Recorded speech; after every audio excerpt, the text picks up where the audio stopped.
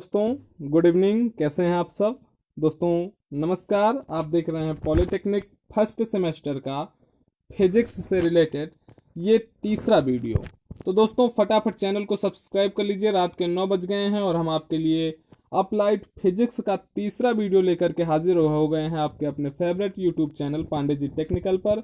तो नमस्कार दोस्तों, आप देख रहे हैं अपना favourite YouTube channel Pandey ji technical और मैं हूं आपके साथ आपका अपना दोस्त सौरभ ओझा। फटाफट इस वीडियो को लाइक करिए, अपने दोस्तों में शेयर करिए और हमें कमेंट्स, आपके जो भी डाउट्स हैं वो हमें कमेंट्स से ज़रूर करिए। तो आइए आज हम स्टार्ट करते हैं इस क्वेश्चन से। एक वायुमंडलीय दाब 10 की घात 5 न्यूटन प्रति मीटर स्क्वायर को डाइन प्रति सेंटीमीटर स्क्वायर में आपको कन्वर्ट करना है। देखिए, हमने जो फिजिक्स का दूसरा वीडियो बनाया था उसमें ये क्वेश्चन आपके लिए छोड़ा था कि आप इसे सॉल्व करिए। तो उसमें बहुत सारे लोगों ने आंसर दिया था, बहुत सारे लोगों ने आंसर नहीं दिया था। तो जिन्होंने आंसर दिया है उनको वेरी गुड, आपने अच्छा प्रयास किया। तो आज हम आपको बताने वाले हैं कि आप इसे कैसे सॉल्व करेंगे। देखें, इस तरह का जो न्यूमेरिकल्स आता है पेपर में वो 3 नंबर का क्वेश्चन रहता है और एक क्वेश्चन निश्चित रूप से यूनिट चेंज करने के लिए रहता है। मतलब यहाँ पर आप देखेंगे न्यूटन प्रति मीटर स्क्वायर है, मतलब ये MKS में है। और ये आपका जब CGS में बदल रहा है तो ये आपका इस प्रकार का एक क्वेश्चन निश्चित रूप से आता है कि आपको MKS में दे दिया जाएगा, उसको CGS में कन्वर्ट करिए, या फिर CGS में दे दिया जाएगा, आप उसको MKS में कन्वर्ट करिए। देखें, जो स्टूडेंट इस वीडियो से नए जुड़ रहे हों उनको ये डाउट होगा कि MKS क्या है और CGS क्या है। तो आपको MKS, CGS और FPS से रिलेटेड वीडियो, हमारा फर्स्ट पार्ट का वीडियो आप देख लीजिए, आपका ये यूनिट, ये कॉन्सेप्ट पूरा का पूरा क्लियर हो जाएगा। तो आइए देखते हैं ये क्या है। एक वायुमंडलीय दाब 10 की घात 5 न्यूटन प्रति मीटर स्क्वायर को डाइन प्रति सेंटीमीटर स्क्वायर में परिवर्तित करिए। तो देखिए, ऐसे क्वेश्चनों को सॉल्व करने के लिए सबसे पहले आपको जो दिया जाएगा बीमा, जो आपको यूनिट दी जाएगी उसको आप बीमा लिखिए, उसकी बीमीय सूत्र लिखिए। तो यहाँ पर आपका है न्यूटन प्रति मीटर स्क्वायर। तो जब आप इसका बीमीय सूत्र लिखेंगे तब आपका इसका बीमीय सूत्र हो जाएगा mL⁻⁻1 T⁻²। देखें, बीमीय सूत्र से रिलेटेड भी हम वीडियो बना चुके हैं, आप वहां से देख लीजिए। ये प्रेशर है, यहाँ पर न्यूटन प्रति मीटर स्क्वायर हो रहा है तो दाब हो रहा है, और दाब की बीमा होती है mL⁻⁻1 T⁻²। ये कैसे निकाला जाएगा, इसके लिए आप हमारा फिजिक्स का दूसरा वीडियो देखिए, आपको मिल जाएगा कि आप किसी भी यूनिट की बीमा कैसे निकालेंगे। तो इसका बीमीय सूत्र आपका हो गया mL⁻⁻1 T⁻²। और आपको N1 की वैल्यू दे दी गई है 10 की घात 5 और आपको N2 की वैल्यू ज्ञात करनी है। ठीक है, तो सीधे सीधे हम इसी फार्मूले पे रखेंगे। N2 = N1 U1/U2। U1 क्या है आपको पहली यूनिट और U2 क्या है आपकी दूसरी यूनिट। तो सबसे पहले हम इसको बीमीय सूत्र में लिख देंगे। N1 के प्लेस पर आप 10 की घात 5 लिख देंगे। आपका बीमा, दोनों तरफ बीमा आप लिख दीजिए ऊपर और नीचे, क्योंकि दोनों को MKS में CGS में बदलना है और दोनों प्रेशर ही रहेगा, दाब ही रहेगा, तो दोनों का बीमा सेम रहने वाला है। तो बीमा आप दोनों का लिख दीजिए। अब यहाँ से हम प्रत्येक को अलग करेंगे। M क्या है आपका द्रव्यमान है, L क्या है आपकी लंबाई है और T क्या है आपका समय है। तो अब इसमें प्रत्येक को आप अलग कर लीजिए कि लंबाई की घात कितनी हो रही है, द्रव्यमान का घात कितना हो रहा है और समय का घात कितना हो रहा है। तब जब हम यहाँ से देखेंगे तो आपका आ जाएगा 10 की घात 5। यहाँ पर अगर आप थोड़ा सा, हम रुकिए आपको दिखाते हैं, ये देखिए M1 की पावर 1 था और M2 की भी पावर 1 था, तो ये हो जाएगा M1/M2 की पावर 1। L1/L2 की पावर, दोनों की पावर -1 थी, इसलिए इसकी पावर -1 हो जाएगी। इसी प्रकार T1/T2 की पावर आपकी -2 हो जाएगी। आपका ऊपर वाला MKS में था, MKS मीटर किलोग्राम सेकेंड। तो M क्या था आपका द्रव्यमान था, द्रव्यमान के प्लेस पर आप M1 के प्लेस पर लिख देंगे किलोग्राम। और L1 क्या था, आप यहाँ पर देखें L1 जो है, ये L1 आपका मीटर में होगा तो मीटर आप लिख देंगे। ये T हमेशा समय में सेकंड रहता है तो आप यहाँ सेकंड लिख देंगे। फिर आपको इसमें कन्वर्ट CGS में करना है।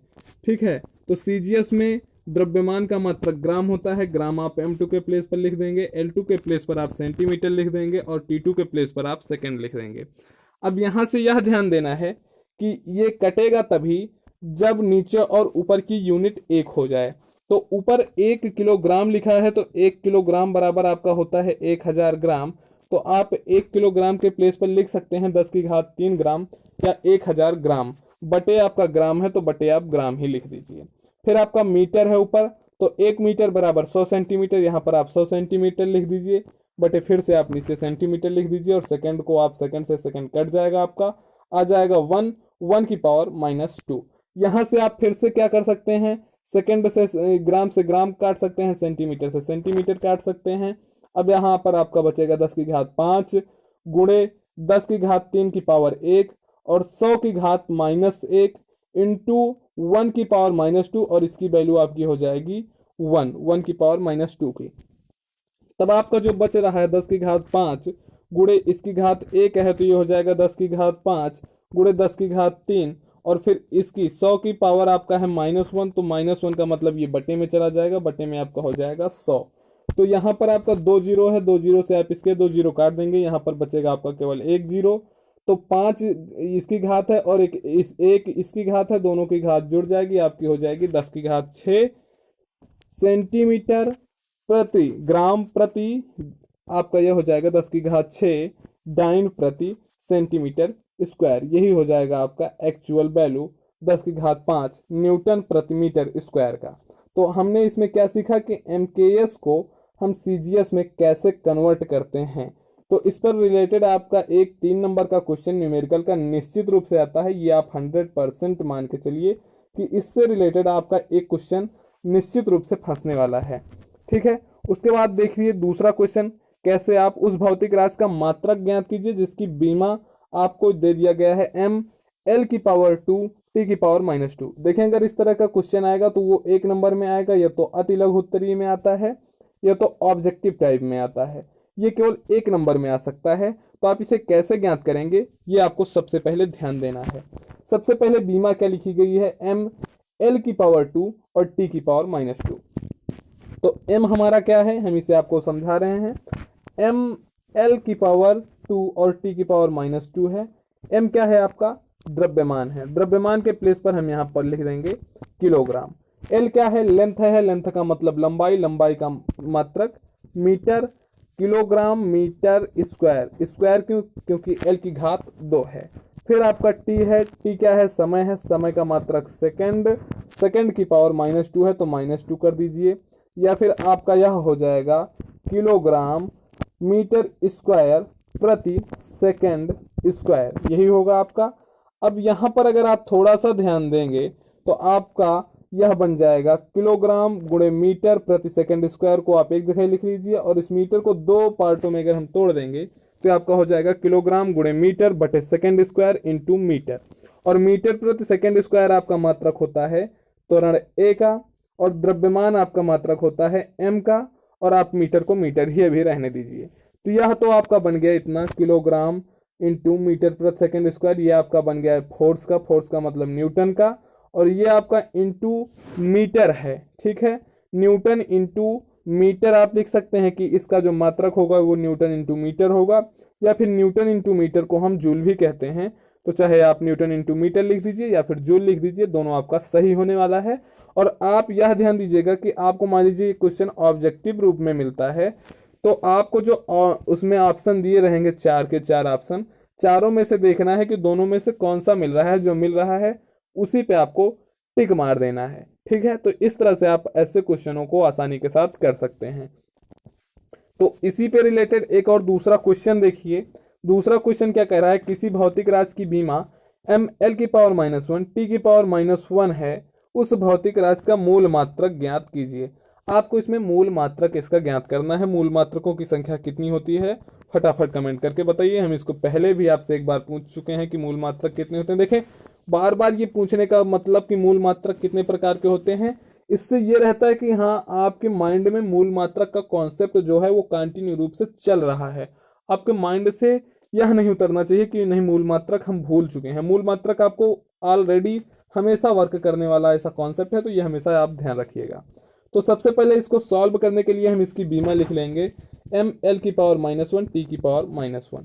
m क्या है आपका, द्रव्यमान है, तो द्रव्यमान को हम यहाँ पर चलिए किलोग्राम से लिख देंगे, kg लिख देंगे। ठीक है, l क्या है, लंबाई है, मीटर लिख देंगे, मीटर की पावर -1, और t है क्या, समय है, समय को हम सेकंड लिख देंगे, सेकंड की पावर -1 है तो -1 कर देंगे।